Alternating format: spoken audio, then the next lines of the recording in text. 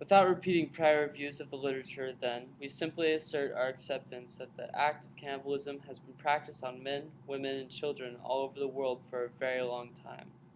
Cannibalism is a natural, cultural, and psychological phenomenon that is sometimes institutionalized, though usually not, and that paleoanthropologists have suggested goes far back into the prehistory of our own and closely related species.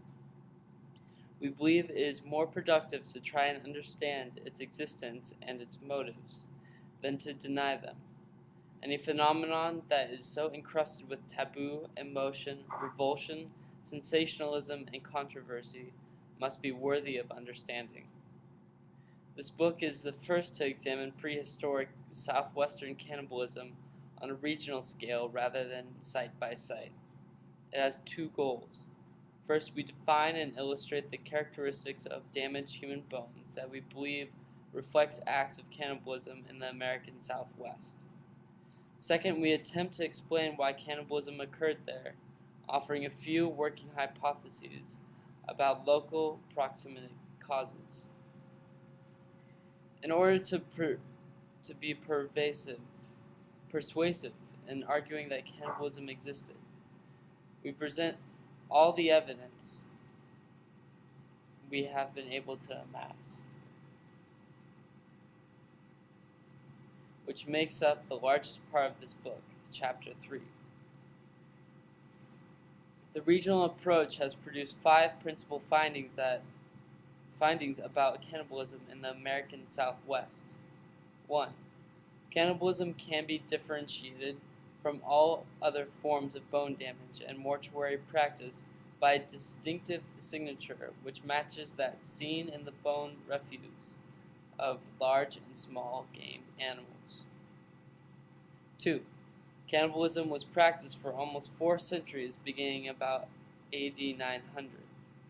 It was most common in the Four Corners area, especially among people living in Chaco Canyon and in or near outlying Chacoan great houses. 3. Southwestern cannibalism appears to have originated in Mexico, where the practice was common and dates back at least 2,500 years. 4. Social control, social pathology, and some manner of ritual sacrifice, probably in that order of weighting, are provisionally the best combination of explanatory factors. 5. Although reports of prehistoric southwestern violence and cannibalism have been published since the beginning of the 20th century, they have been largely ignored. This is partly because the writings of previous generations are seldom read anymore, and because it is widely believed that prehistoric southwestern Indians were generally peaceful people. See Woodbury, 1959, 1993 for further considerations of this sentiment. Our study, however, shows that violence was common in the Southwest and can be recognized in human skeletal remains by AD 400. In the United States, the Southwest includes all of Arizona and New Mexico, most of the southern third of Colorado, and, at least prehistorically, the southwestern third of Utah. On anthropological, linguistic, geological, and ecological grounds, the Southwest also extends into northern and northwestern Mexico to near the city of Durango. Read 1964. The area embraced by this most inclusive definition is referred to as the Greater Southwest.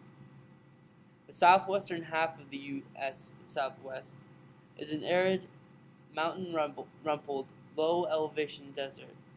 The northern half is a higher subhumid series of canyon-cut plateaus and mountainous and volcanic districts. The northern region belongs to what is often referred to as the Colorado Plateau. Winter snowfall generally occurs above 2,000 meters, and snow remains on the grounds longer than in the north than in the south. The U.S. Southwest has hot summers, generally mild winters, and 2 seasons of precipitation, summer and winter. Regardless of the number of times rain falls, reliable supplies of water for supporting large, stable human settlements and necessary crops are uncommon except in a few wide alluvial river valleys, such as the Gila in southwest Arizona, the Little Colorado, and Puerco in northeastern Arizona and northwestern New Mexico, and the Rio Grande in northern and central New Mexico. The Southwest has been inhabited by humans for at least 11,000 years, most of the time by closely related but sub-regionally separated nomadic hunters and gatherers. By the beginning of the Common Era, three main, regionally distinct archaeological cultures, Anasazi, Hohokam, and Mogollon, had evolved, and the people of each were growing maize in addition to hunting and gathering. Over time, population size increased. By AD 1000, the farming of maize, with contributions from beans, squash, and where possible cotton, had become the dominant economic base almost everywhere in the Southwest, with a related socio-religious framework. Analysis of plant and animal remains, however, show that hunting and gathering continued. Atkins, 1984, Green and Matthews, 1976, Lincoln, 1961. Inter- and interregional trade also continued and possibly grew, as is evidenced by an increase in quantities of marine shells and other trade items. Hari, 1976. Nevertheless, in an unpredictable, arid environment, agriculture is a precarious economic lifeway. So various backup systems were needed. Most important must have been the retention of the hunting and gathering socio-economic system, flexible, mobile, and kin-based, that had worked well for millennia. As was the case in Mesoamerica, where the actual and figurative seeds of the southwestern agriculture originated. Prehistoric southwestern Indians both evolved and borrowed elements for their cultural and economic system, a system similar to but simpler than that of the Mesoamerican counterparts. The system emphasized year-round community ritual observances, ancestor idolatry, social conformity, priestly authoritarianism, communalism, intellectual conservatism, animal and human sacrifice, warrior societies, rainfall magic, and fertility rituals for nature, crops, and humans. These features were present in the greater Southwest, wherever environmental conditions permitted some semblance of an agricultural and sedentary lifeway. Ethno-historic accounts suggest that violence, if not cannibalism, occurred in all parts of the Southwest as we have defined it, as they most certainly did farther south in Mesoamerica.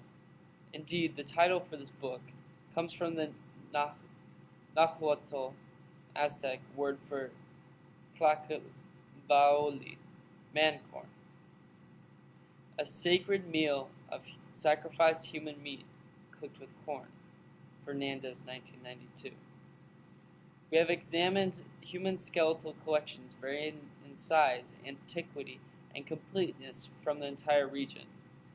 But osteological evidence from southwestern cannibalism turns up mainly in the Little Colorado and Rio Grande provinces. Riley, 1987. Of Arizona and New Mexico, the region where prehistoric people are widely known today as the Anasazi, or, in a recently popularized term that concedes some cultural affiliation, ancestral Pueblo. Because most of the southwestern archaeological sites discussed in this book are from these two provinces, we use only the chronology and cultural periods defined by Richard B. Woodbury, 1979, for the Anasazi culture area. Table 1.1. which is right here, table 1-1.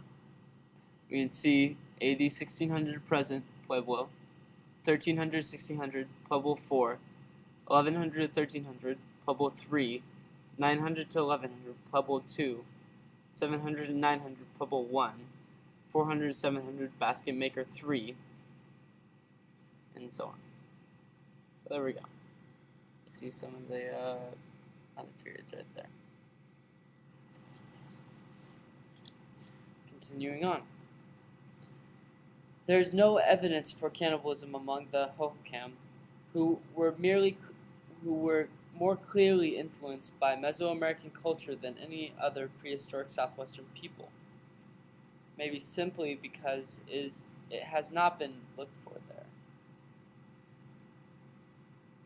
The archaeologists of yesteryear did not excavate as well as those of today, and could easily have overlooked or discarded damaged human remains, mistaking them for animal bone refuse. Modern archaeologists, on the other hand, often try to avoid excavating burial areas for political and economic reasons, so they budget as little time as possible for burial excavation. Although our literature survey turned up no Hohokam examples of bone modification like that characteristic of Anasazi cannibalism, this does not necessarily mean that violence and cannibalism were unknown to the Hohokam. This book's conception took place shortly after Edward B. Danson invited us to join the staff of the Museum of Northern Arizona's Glen Canyon project in 1958. This was a large project sponsored by the National Park Service and shared with the University of Utah to rescue archaeological, biological, geological, and historical information in the lake basin that would fill after the completion of Glen Canyon Dam. In November 1959, in Salt Lake City, we examined the human skeletal remains excavated by the University of Utah's Glen Canyon field crews. One series, recovered under the direction of Robert H. Lister at the Coombs site in Boulder, Utah, included at least 14 variously complete skeletons. One of these, Burial 4, an adult female, had received what appeared to be bone-breaking blows to her head, and cancellous tissue in her lower right leg bones had somehow been reamed out. These features suggest that, quote, suggest that the bones had been altered by some agency other than natural decay or rodent and carnivore activity, and that the alterations may be the result of cannibalism, end quote. Turner, 1961. Nothing was made of these suggestion. Robert Lister and Florence Lister did not mention it in their final analysis of the Coombs site, 1961, nor did Jesse D. Jennings, 1966, who wrote the final project synthesis. It is probably just as well, because since 1961, our requirements for identifying cannibalism have become much more rigorous. In our view today, the damage to the leg and head of the Coombs woman is insufficient grounds for suggesting cannibalism, although it remains a mystery how the leg was damaged. Earlier claims had been made for the southwestern cannibalism, but until 1968, we made no effort to learn about any of them, except for doing some forensic work for law enforcement agencies in California and Arizona. We did not study any aspect of post-mortem bone damage. We now know that the earliest empirically based published claim from the prehistoric southwestern cannibalism was made in 1902 by the Smithsonian Institution anthropologist Walter Howe. It was based on his 1901 discovery of broken and burned human bones at Canyon Butte 3, a small pueblo in northeastern Arizona dating between 80,000 and 1200. The earliest review of southwestern cannibalism claims was made by Eric K. Reed, 1949, who did not include